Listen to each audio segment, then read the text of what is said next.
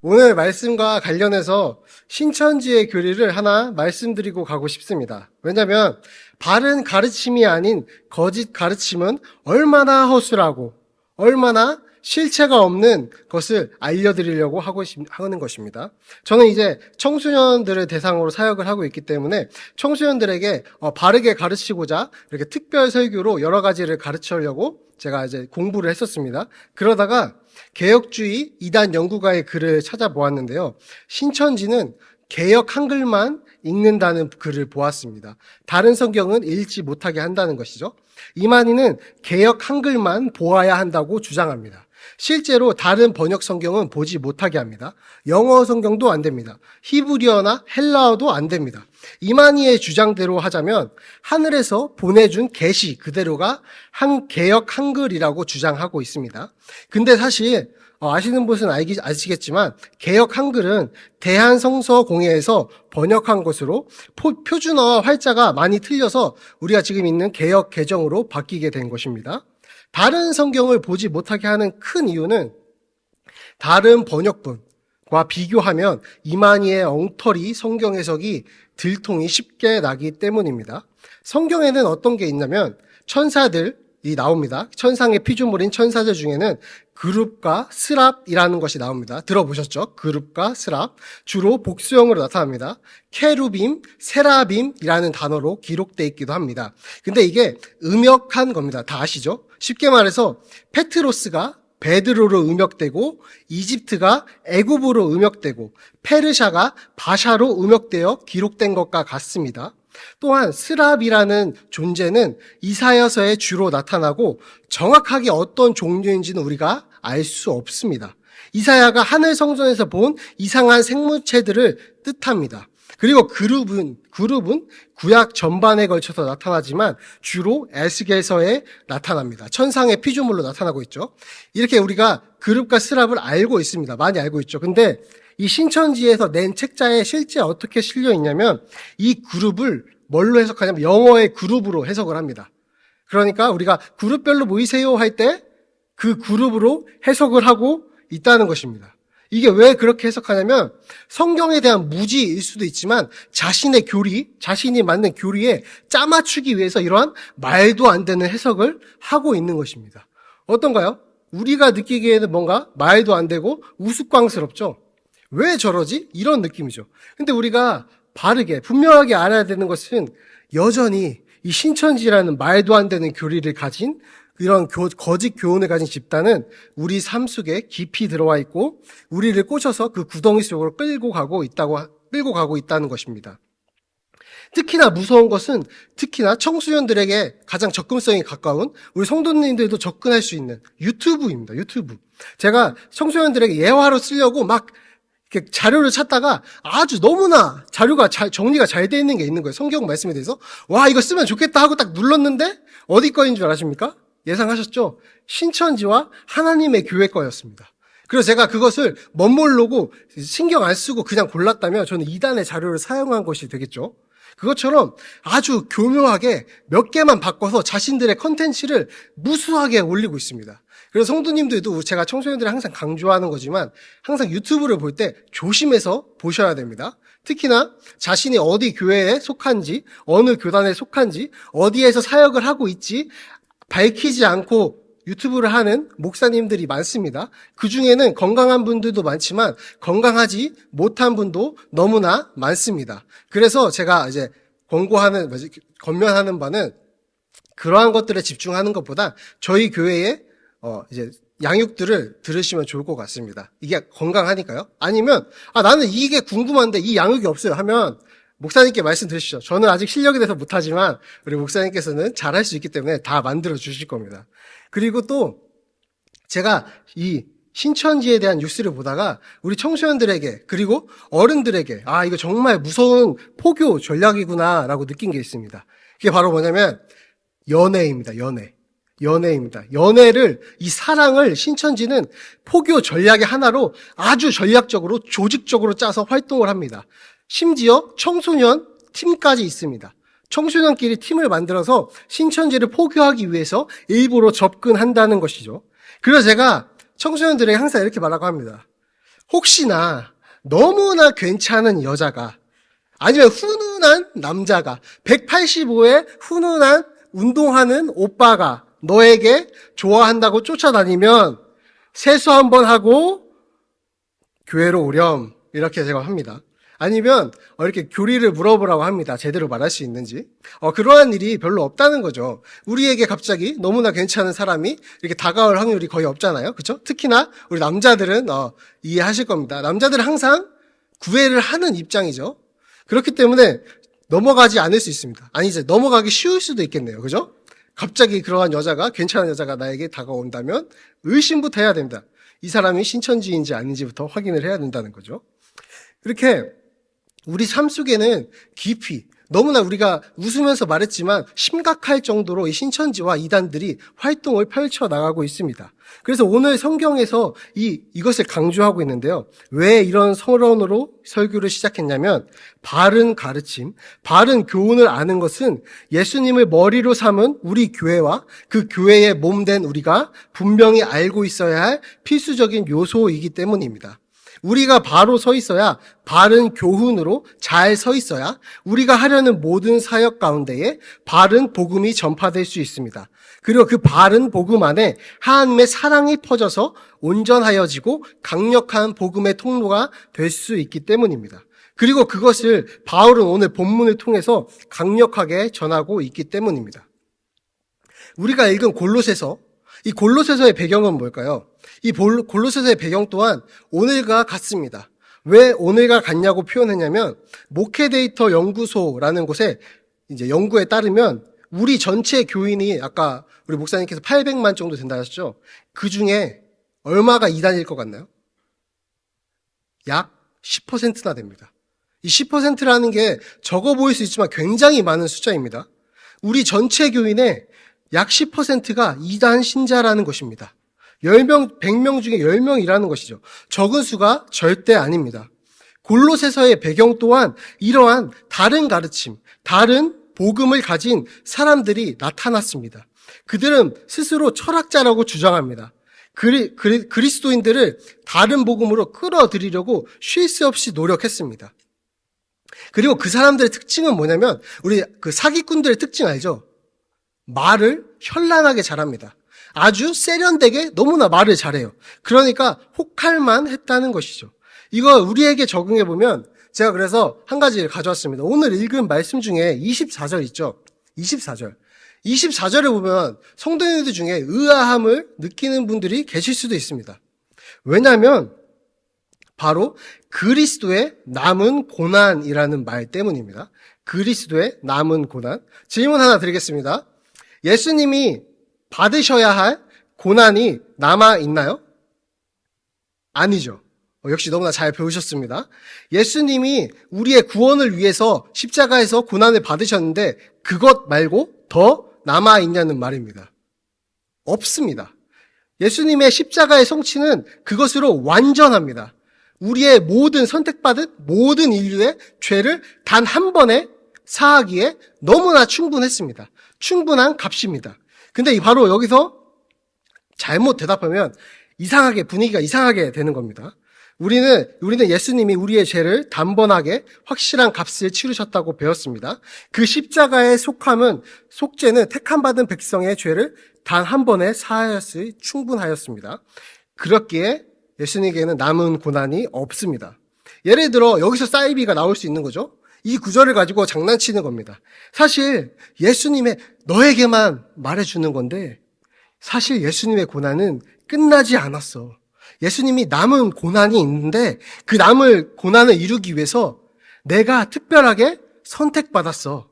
이러면 바로 제2 메시아라고 하면서 사이비 이단이 나오기 시작하는 것이죠. 뭔가 자신이 특별한 듯 자신만이 이 성경 구절을 풀 수 있다고 주장하는 사람들입니다.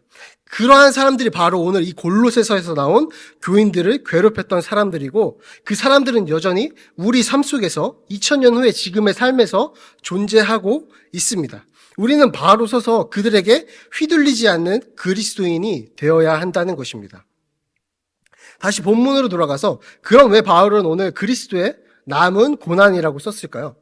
물론 이제 선을 넘지 않는 선에서 여러 가지 해석들이 있습니다. 여러 가지 해석들이 있지만 저는 개혁주의 주석가들이 주장하는 대부분의 해석에 동의합니다. 이것은 바울이 우리 교회를 보는 시선에 대한 것입니다. 바울의 독특한 교회론부터 나온 것이라는 것이죠. 남은 고난이라는 것은 예수님이 교회를 위하여 자기 몸을 내주셨는데 그 다음에 그 교회의 몸이 된 우리가 지체된 성도들이 그 몸을 완성하기 위해서 나름 수고해야 할 것이 있다는 겁니다. 나름 거기에 들여야 될 수고와 노력이 있다는 걸 가르쳐주는 성경 구절이라는 것입니다. 최후 승리는 정해져 있지만 여전히 우리 삶에는 어려움이 존재한다는 것입니다. 우리가 고난을 받는 것은 예수님의 고난처럼 구속의 가치는 없습니다. 예수님의 죽음은 우리를 살리시는 죽음이었습니다. 예수님의 죽음은 사망을 없애는 죽음이셨죠. 누군가를 살리시는 죽음이었습니다. 그러나 우리가 누군가를 위해서 죽는다고 해도 그 사람을 사망의 권세에서 살릴 수는 없을 것입니다. 우리의 고난은 예수님의 고난과 너무나 다릅니다. 그 근본 질적으로 다르다는 것이죠. 그러나 우리의 고난이 그래도 머리로 계신 그리스도를 위해서 교회된 우리가 고난을 받는다는 의미가 있다는 것입니다. 여기서 우리는 실천적인 의미를 꺼내야 합니다. 사실 방금 교회가 고난을 받는다고 표현했는데 우리가 고난을 받고 있는 상태인가요? 사실 교회의 이름으로 우리는 개인적으로는 고난이 많죠. 삶의 어려움이 너무나 많습니다. 그것에 좌절하기도 하고 낙담하기도 합니다. 그러나 사실 우리가 교회라는 이름으로 핍박받는 것은 여론적인 부분밖에 없습니다. 우리의 생명을 위협할 만한 물리적인 위협은 사실 받지 않고 있습니다.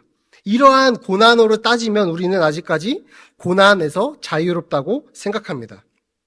왜냐하면 진짜 실제로 교회의 이름으로 죽임을 당하고 핍박을 당하는 교회가 있기 때문입니다. 그러한 교회들이 어디 있죠? 바로 북한에 있고 저 멀리 선교지의 교회에는 실제로 교회의 이름으로 죽임을 당하고 있다는 것입니다. 그래서 저는 이 설교를 준비하면서 마음에 참 가책을 느꼈습니다. 그 이유는 24절의 시작에서 바울이 뭐라고 표현하냐면 사실 별 의미 없이 읽어가던 부분이지만 골로새 성도들에게 편지를 쓰고 있잖아요, 지금. 근데 사실 바울은 골로새 성도들을 본 적이 없다는 것입니다. 바울은 이 골로새 성도들을 본 적이 없습니다. 바울은 그곳에 교회가 개척되었다는 소식을 들었고 그곳의 성도들이 어려움을 겪고 있다는 소식을 들었습니다. 그래서 이 편지를 써낸 겁니다. 근데 그들의 고통을 자신의 고통으로 여기고 있다는 것입니다.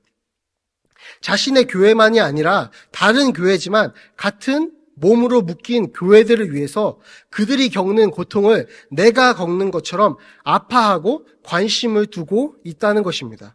정말 우리가 북한의 선교지의 아픔과 고통들, 그 몸으로 묶인 공동체로서 내가 아파하고 내 몸처럼 돌보면서 관심을 두고 있는지, 정말 이슬람 문화권에서 이슬람 교회를 억압하는 그 문화 속에서 지하 교회에서 숨어 지내면서 예배를 드리는 그 교회들의 아픔에 우리는 정말로 진심으로 동참하고 있는지를 돌아봐야 한다는 것입니다. 우리는 이 작은 손톱 하나 까져도 그것에 온 신경을 쓰고 데이밴드를 붙이고 약을 바릅니다.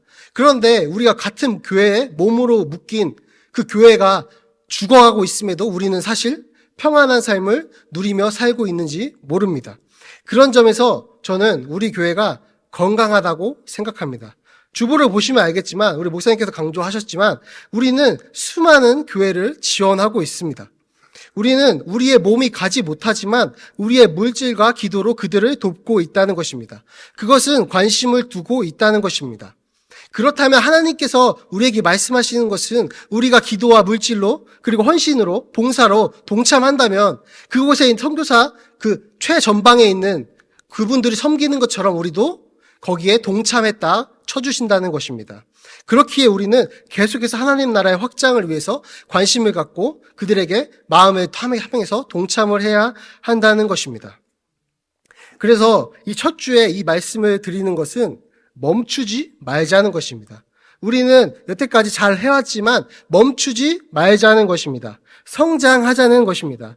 저는 이제 우리 교회에 온 지 약 한 달 정도가 지났습니다. 그리고 이제 매주 목사님 말씀을 들으면서 우리 교회가 지향하고자 하는 방향을 어느 정도 감각을 가지게 되었습니다. 목사님의 메시지는 우리 교회에 흘러가는 메시지는 여러 중요한 핵심들이 있지만 교회 밖에 대한 관심도 큰 부분을 차지하고 있습니다. 많은 부분을 차지하고 있습니다. 우리 교회가 먼저 하나님의 사랑으로 똘똘 뭉치고 정말 한 몸같이 서로를 사랑하고 그리고 그 힘을 바탕으로 우리만 누리는 것이 아니라 우리만 잘 사는 것이 아니라 교회 울타리밖에 돕는 그 소외되고 아직까지도 고난 속에 있는 그들을 돕자는 것입니다.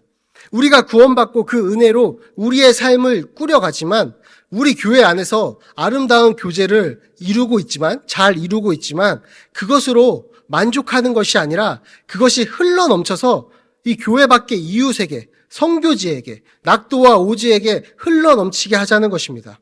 그것들을 위해서 우리가 한 걸음 더 실천해가는 24년 한 해가 되었으면 좋겠습니다. 그리고 이 모든 것의 궁극적인 목표는 25절에 나옵니다. 하나님의 말씀을 이루려 함이니라 입니다. 이 의미는 바울의 복음의 핵심입니다. 하나님의 말씀을 이루려 함이니라. 바울이 전하는 복음은 어떤 것을 더하거나 화려하게 각색한 복음이 아닙니다. 우리는 사실 지금 요즘의 교회들은 밖에 사람들에게 복음을 전하기 위해서 여러 가지 포장지를 많이 쌉니다. 왜냐면 복음을 그냥 주면 거절할까 봐요. 그죠? 그런데 이 사도들이 보여준 이 복음 선포는 굉장히 단순합니다. 굉장히 순수합니다. 굉장히 투박합니다. 어떠한 포장지도 싸지 않고 복음 그대로를 전파합니다. 그러한 담대함이 우리에게도 있어야 할 줄로 믿습니다. 바울이 경험한 것은 하나님의 복음은 다메섹 도상에서 만난 주님뿐이었습니다. 그 외에 다른 것은 없다는 것이었습니다. 이것이 유일하게 바울이 가진 권위입니다. 26절, 27절을 지나면서 나오는 풍성한 비밀의 영광인 복음이었다는 것입니다. 이 비밀은 예수님이 행하실 구속사역이 예수님 이전에는 감추어져 있었다는 것입니다. 그러니까 이게 무슨 뜻이냐면 사람들이 감추어졌기 때문에 이해하기가 매우 어려웠다는 것입니다. 그런데 예수님이 이 땅에 오셔서 사역을 마친 후에는 그 다음에야 지나서야 사람들이 이 말씀이 그 말씀이었다. 이 말씀이었구나 라고 알게 되었다는 것입니다. 다음으로 바울은 오늘 우리가 읽은 성경에서 각 사람이라는 것을 강조합니다. 각 사람. 3번이나 나옵니다. 3번. 우리 다들 아시죠? 우리 교회 성도님들이 성경에 대한 이해가 높은 것으로 알고 있습니다. 성경에서 의도적으로 어떤 단어를 반복한다는 것은 무엇이죠? 너무나 중요하다는 뜻입니다. 왜 이 반복을 했냐면 당시에 여러 가지 해석이 또 있을 수 있지만 당시에 미혹하는 자들, 다른 복음을 전하는 자들, 다른 교훈을 전하는 사람들이 썼던 전략이 특별한 사람에게만 해당되는 가르침이 있다고 가르쳤기 때문이에요. 특별한 사람에게 해당되는 그 비밀을 특별히 너가 전수받아야 됩니다. 그러니까 거기서 나오세요. 이단들이 아직도 사용하는 수법과 너무나 흡사하죠. 하나님의 말씀은 각 사람에게 해당됩니다. 즉, 온 세상을 향해 펼쳐져 있다는 뜻입니다. 온 세상을 향해 펼쳐진 그 복음은 모든 사람에게 전할 수 있다는 놀라운 특징을 갖고 있습니다. 이것은 온 세상을 향해서 펼쳐져서 우리가 각 사람이 받아들일 수 있다는 의미입니다. 또 다른 면에서는 예를 들면 과학을 좋아하시는 분 계신가요? 양자역학에 대해서 막 찾아보시는 분? 그것이 너무나 유용하고 고급 지식이죠. 그죠? 일반인들은 알 수 없는, 이해할 수도 없는 그러한 것들. 근데 그러한 지식을 가진 사람이, 그러한 책을 가진 사람이 우리를 가르칠 수 있나요? 없습니다. 우리가 아마 그 가르침을 들으려면 수많은 시간을 들여서 노력을 해야 그것을 이해하고 들을 수 있을 것입니다. 아니면 제가 이제 아내랑 데이트를 하다가 현대미술을 전시하는 곳에 갔습니다. 저는 이해를 할 수가 없었습니다. 이상한 거 하나 놓고 거기에 수많은 뜻을 적어 놓습니다. 그러나 저는 좀 이렇게 생각하는 사람입니다. 보는 사람이 한 번에 이해할 수 있어야 미술이다 라고 생각을 합니다. 저는 아직 잘 모르기 때문이죠. 그죠? 그렇지만 그 사람들 사이에서는 그것이 굉장한 고급 미술이고 그들만이 향유하는 문화죠. 저에게는 그냥 낙석 정도로 보이고 이해할 수 없는 영역이라는 것입니다. 이것은 아무리 좋은 것이라도 이 세상의 것은 모든 사람에게 전달될 수 없다는 것입니다. 그러나 우리가 알고 있듯이 이 복음은, 이 비밀의 영광은 각 사람, 즉 온 세상을 향해서 펼쳐져 있을 뿐만 아니라 각 사람에게 이해될 수 있게 전달될 수 있다는 것입니다. 어린아이도 복음을 듣고 회심할 수 있습니다. 원주민도 복음을 듣고 회심할 수 있습니다. 지식인도 복음을 듣고 회심할 수 있습니다. 모두에게 적용이 된다는 것입니다. 이것이 복음의 최고의 자랑스러운 점입니다. 복음은 모든 사람들을 위해서 전달되어야 합니다. 이 이유이기 때문이죠. 그리고 그것이 바로 우리가 전도를 해야 하고 선교주에 관심을 두고 북한에 소망을 갖고 어려운 이웃들에게 관심을 둬야 하는 이유입니다. 하나님은 우리의 복음 전파를 통해서 믿지 않는 자들의 구원을 이뤄가십니다. 전능하신 하나님이시지만 항상 사람을 도구로 사용하셔서 복음을 전파하십니다. 그렇기 때문에 그러한 복음 전파의 일을 제대로 하는 것이 바로 우리 교회를 위한 일인 것입니다. 마지막으로 완전한 자로 세우려 한다고 하고 있습니다. 하나님의 백성을 충분히, 아주 충분하게 성숙하게 한다는 의미입니다. 지금 바울은 24절부터 교회 안에 거짓된 것들을 교훈하고 있습니다. 그리고 그것들을 통해서 우리에게 완전하게, 참되게, 성숙하게 되어가라 라고 권면하고 있습니다. 그리고 거짓 사역을 경고하고 있습니다. 골로새 사람들이 바른 길을 재발견하도록 돕고 있는 것입니다. 다르게 말하면 성장하라고 권면하고 있는 것입니다. 저는 두 가지의 면이 성장이 있다고 생각합니다. 첫째는 교회 안에서의 성장이 있을 것입니다. 교회 안에서 성장이란 오늘 바울이 교훈하는 것처럼 복음을 바르게 알아서 거짓 교훈에 적극적으로 대적하는 것입니다. 대응하는 것이죠. 바르게 서는 것입니다. 그를 위해 우리 교회에서는 여러 가지 양육의 체계가 갖춰져 있고 매일의 말씀과 예배가 준비되어 있습니다. 이것을 적극적으로 활용하셔야 합니다. 들었어도 또 들으시기 바랍니다. 들었는데 또 들으시기 바랍니다. 계속해서 들어서 입에서 습관처럼 튀어나오게 하는 겁니다. 반복해서 공부하는 겁니다. 그래서요, 이상한 사람이 길 가다가 이상한 사람을 만났어요. 이상한 눈빛을 가지고 두 명이나 한 명이 조로지어서 우리에게 다가오죠. 그리고 뭐라고 말하나요? 혹시 어머니 하나님을 아세요? 라고 물어보죠. 아니면 혹시 삼위일체의 비밀에 대해서 아세요? 라고 물어보죠. 그때에 우리 성도님들이 이렇게 말할 수 있는 성도님들 되면 좋겠습니다. 혹시 삼위 하나님의 두 번째 위격이신 예수 그리스도께서 십자가에서 피 흘려 성취하신 구원을 들어보셨나요? 라고 당당하게 맞받아칠 수 있는 그러한 지식을 가지고 그러한 감성을 가지고 대적할 수 있는 우리 성도님들이 되시면 너무나 좋겠습니다. 또한 여러분들이 그러한 훈련으로 바르게 성장할 때에 우리 교회의 약한 자들을 지켜낼 수 있습니다. 약한 자들을 지켜낼 수 있습니다. 이 약한 자들은 내가 아닐 거라고 생각하기 쉽습니다. 왜냐하면 우리는 예배 잘 나오고 특히나 주일 저녁까지 이렇게 잘 나오시는 분들은 나는 경건의 생활을 잘하고 있으니까 나는 약한 자를 지켜줘야지 라고만 지금 생각하고 계실지 모르겠습니다. 그러나 우리 모두는 약한 자가 될 수 있습니다. 왜냐하면 우리는 언제나 힘들 수 있기 때문입니다. 우리의 몸이 힘들면 우리의 마음도 힘들어지고 마음이 힘들다는 것은 우리의 신앙이 약해질 때가 있다는 것입니다. 그렇다면 우리는 그때에 약한 자가 되는 것입니다. 그때에 옆에 있던 아직까지 그 어려움에 겪지 않거나 그 어려움에서 미리 나온 성도가 옆에 사람을 잡아주는 것입니다. 약한 자를 잡아주고 안아주고 일으켜주는 것입니다. 그렇다면 그 다음에는 어떻게 될까요? 내가 무너지면 또 다른 사람이 나를 일으켜주고 잡아주는 것입니다. 언제 어디서 이 미혹하는 자들이 우리 교회에 들어와서 우리를 흔들려 할지 모릅니다. 또 미혹하는 자들뿐만 아니라 믿음이 약한 우리 옆에 지체들이 삶의 문제에 고통받고 낙심해서 쓰러져 있을 때가 분명히 있을 것입니다. 그때에 바른 교훈으로 잘 성장한 우리가 그들을 업고 가는 것입니다. 그들의 목까지 우리가 대신해서 업고 가는 것입니다. 대신 밥 먹여주고 씻겨주고 손잡고 가는 것입니다. 그들의 봉사를 내가 대신해서 너 쉬어 하고 그냥 멋있게 딱 가서 그 사역을 대신 해주는 겁니다. 이렇게 교회 밖의 침입으로부터 교회를 지켜내고 또한 교회 안에 연약한 자들을 지켜주는 것입니다. 이것이 바로 오늘 바울이 말한 완전한 자로 세워져 간다는 의미입니다.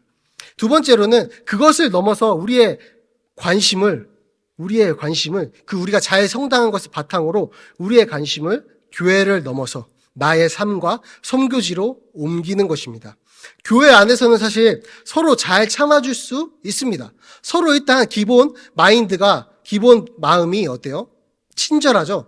다 친절하게 대해준단 말이에요. 그래서 서로 잘 참고 서로 사랑하기가 수월해요. 근데 직장에 가서는 마치 하나님 믿지 않는 사람처럼 행동할 때가 많다는 것입니다. 잠깐 이야기를 하면 저도 사실 신학대학원생 이제 졸업했지만 이 전도사인 것을 굳이 말하지 않을 때가 있습니다.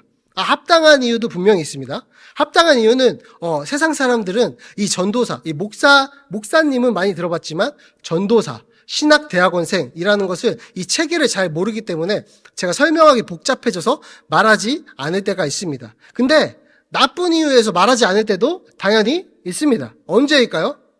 바로 갈등을 만들어야 되는 상황이죠. 언제요? 환불할 때요. 환불하러 갈 때. 그때 이제 마음속에 그 의지를 가득 채우고 환불하러 갈 때요. 아니면 부당한 상황에서 화를 참고 그리스도인답게 나이스하게 말을 해야 될 때, 제가 교회에서 이런다는 숨기면 좀 더 당당하게 공격적으로 말할 수가 있잖아요. 그래서 숨긴 적도 있습니다. 그러한 것을 지금 이 시간 회개하는 것이죠. 이 설교를 쓰면서 많이 회개했습니다. 저도 모르게 그러한 상황에서 아니라는 말이 먼저 나간다는 것이죠. 선생님 한번 생각해 보세요. 우리 싸울 때 아니면 뭔가 반박을 할 때 무슨 단어로 제일 먼저 시작하나요? 아니 그러니까. 맞죠? 이 아니 그러니까 늘 우리는 매번 사용합니다. 그래서 우리는 그러한 상황에서 그리스도인 것을 숨기고 싶어 합니다. 왜냐하면 조금 더 편해지기 때문이죠. 그래서 삶에서도 완전한 자로 충분히 성숙하기를 소망합니다. 삶의 모든 자리에서 그리스도인인 것을 당당하게 드러내고 선한 영향력으로 삶의 모습을 본을 보여서 복음이 전파되는 통로가 되길 원합니다. 24년에 성장하는 것입니다. 원래 내 앞에 차가 끼어들면 어떡하죠? 바로 악셀 밟아서 코크까지 붙인 다음에 못 들어오게 해야 되죠? 근데 이제는 한두 대 정도는 양보해보는 것입니다. 음식 주문했을 때 잘못된 것이 나왔을 때 바로 환불하고 어때요? 요즘엔 어때요?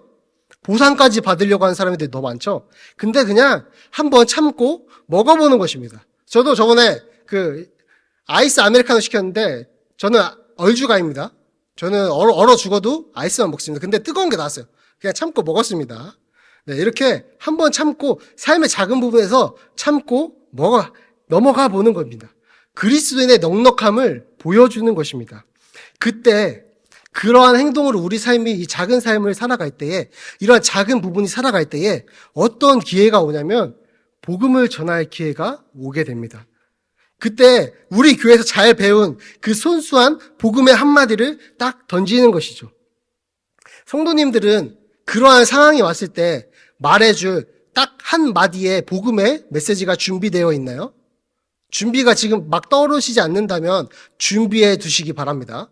여러분들의 삶을 성장해서 그러한 기회가 오게 될 것이니까요.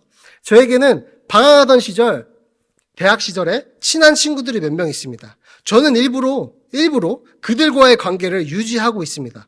저의 믿는 삶을 보여주곤 합니다. 저는 그래서 제 결혼식에 그들을 초대해서 일부러 제가 찬양 인도를 하면서 입장을 했습니다. 신랑 입장할 때 제가 이 시간 찬양하겠습니다 하면서 찬양 인도를 했습니다. 왜냐하면 그들에게 거부감이 느껴지지 않게 하나님과 예배하는 모습을 보여주고 싶었기 때문입니다. 그렇다면 그들이 언젠가 삶에서 고통을 만나고 일어설 수 없다고 생각되는 상황을 만날 때에 저에게 하나님에 대해서 물어올 것입니다. 저는 그때 던질 복음의 한마디를 위해서 그들과 관계를 유지하고 있습니다. 그 단 한 번의 기회를 위해서 그들에게 대학교 때와 다른 완전히 다른 삶을 보여주고 있다는 것입니다. 그들은 지금 저를 만나면 완전 다른 사람처럼 느껴진다고 말하곤 합니다. 제가 이제 예수님을 인격적으로 만나고 수많은 것이 변화했기 때문이죠. 그래서 이런 모습들을 은연중에 보여주려고 합니다. 아직은 부족하지만, 너무나 부족하지만 그들이 체감할 수 있을 정도로 애쓰고 노력하려고 하고 있습니다. 이러한 작은 삶의 모습까지 바뀌고 성장해야 28절에 완전한이라는 단어가 말이 되는 것입니다. 그렇게 된다면 우리는 자연스럽게 교회의 몸으로 묶인 저 먼 땅에 고통받는 교회들의 고통을 우리의 고통처럼 생각하고 그들을 위해서 우리가 할 수 있는 일을 찾아서 할 수 있다는 것입니다. 그렇게 되었을 때 우리는 오늘 마지막 29절에서 표현한 것처럼 우리의 능력 대신 이의 힘으로 힘을 다해서 수고할 수 있게 됩니다. 우리가 같이 한번 읽어보겠습니다. 이를 위하여 나도 내 속에서 능력으로 역사하신 이의 역사를 따라 힘을 다하여 수고하노라. 우리 옆에 분들에게 이렇게 선포해 보시겠습니다. 수고하셨습니다. 수고하셨습니다. 네, 이번에는 반대쪽을 보시고 더 수고하세요. 더 수고하세요. 네, 우리는 교회를 위해서 수고해야 합니다. 성장하기 위해서 완전한 자로 세움받기 위해서 수고해야 한다는 것입니다. 이것들이 합쳐져서 교회를 세우게 됩니다. 교회를 지키게 됩니다. 우리의 교회뿐만 아니라 모든 교회를 위한 관심을 갖게 된다는 것입니다. 삶의 작은 부분까지도 완전하게 될 수 있다는 것입니다. 근데 29절에 보면 우리가 힘을 다해서 수고해야 하는데 그 힘이 당연히 어떤 힘이겠습니까? 내 힘이 아니겠죠? 하나님의 능력입니다. 하나님의 능력. 제가 오늘 말씀을 준비하면서 이것저것 자료를 참고하다가 이 능력의 핵심이 오늘 골로새서에서 표현되었다는 것을 알게 되었습니다. 골로새서 1장 11절입니다. 함께 읽겠습니다. 그의 영광의 힘을 따라 모든 능력으로 능하게 하시며 기쁨으로 모든 견딤과 오래 참음에 이르게 하시고, 아주 우리 애석한, 왜 하나님은 굳이 그러나 싶은 단어가 나왔습니다. 뭘 하시나요? 이 하나님의 능력은 우리가 생각하는 것과 다르게 작용합니다. 우리가 지금 바울의 열심으로 말하는 대로 이 수고를 해야 되는데 이 수고의 능력이, 이 수고할 때 과정에서 나타나는 하나님의 능력이 뭔가 교리를 빠삭하게 이해하는 그 머리도 아니고 약한 자를 지키게 하는 강한 담력도 아니고 논리적인 말솜씨나 육체적인 힘을 가진 능력이 아니라 바로 견딤과 오래 참음의 능력이라는 것입니다. 그게 하나님의 능력이라는 것입니다. 성장할수록 우리는 말을 잘하게 되는 것이 아니라 오래 참을 수 있게 된다는 것입니다. 더 견딜 수 있게 된다는 것입니다. 서로를 오래 참아줌으로 완전한 자로 세워지는 우리가 되는 것을 우리가 견디고 오래 참을 수 있다는 말입니다. 이제 말씀을 맺으려고 하는데요. 애석하게도, 계속 애석하게라도 표현하죠. 하나님은 자꾸 참는 것, 견디는 것을 좋아하십니다. 그렇죠? 이러한 것이죠. 저는 예를 들면 우리는 잘하고 있는데 트러블 메이커가 옆에 있습니다. 그러면 하나님은, 우리가 생각할 때 하나님은 이 트러블 메이커를 고치면 되지 않습니까? 전능하신 하나님인데? 근데 하나님이 하시는 방식은 우리 보고 참으라고 하고 이 사람을 사랑하라고 합니다. 참 말이 너무나 안 됩니다. 사랑할 수 없는 자를 자꾸 사랑하라고 하십니다. 참아줄 수 없는 상황과 사람을 참아주라고 하십니다. 그게 바로 하나님의 방식이고 오늘 골로새서에서는 그것이 바로 하나님의 능력이라고 말씀하시는 겁니다. 저 사람하고 천국 가면 너무나 억울할 것 같습니다, 하나님이라고 저는 기도해 본 적이 있습니다. 다들 그러신 기억 있나요? 저는 그런 기도를 해본 적이 있습니다. 근데 그러한 사람뿐만 아니라 그러한 상황들을, 그 관계들을 오래 참고 견디는 것이 하나님이 주시는 능력이라는 것입니다. 근데 이것이 너무나도 신기한 것은 우리가 성장해 간다면 이 오래 참음과 견디는 능력은 분명히 기꺼이라는 태도가 될 것이라는 것입니다. 참아주는 것에 더 이상 거리낌을 느끼지 않을 것이라는 것입니다. 견디는 것이 기쁠 것이라는 것입니다. 넉넉한 태도가 될 것이라는 것입니다. 우리 교회 안에 기꺼이와 넉넉히의 태도가 넘쳐나서 바른 복음 속에서 완전한 자로 세워지는 우리 교회와 성도님들이 되어서 그 선한 영향력을 세계에 미칠 수 있는 거룩한 성도 되시기를 주님의 이름으로 축복합니다.